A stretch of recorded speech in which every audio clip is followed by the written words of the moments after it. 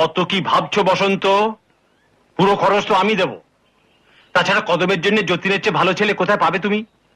তা তো বুঝলাম কর্তা, যতীন ছেলেও ভালো, কিন্তু আমার বউ এ বিয়েতে কিছুতেই রাজি হবে না। বউ?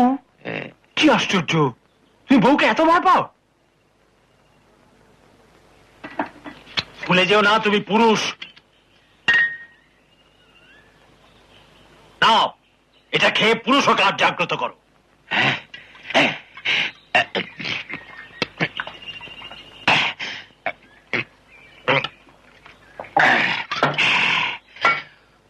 বিয়ে, এ বিয়ে হবে, হতেই হবে।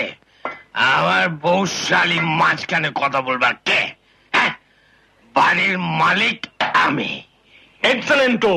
এই তো এতক্ষণে পুরুষ কাজ জাগ্রত হয়েছে। যতীন,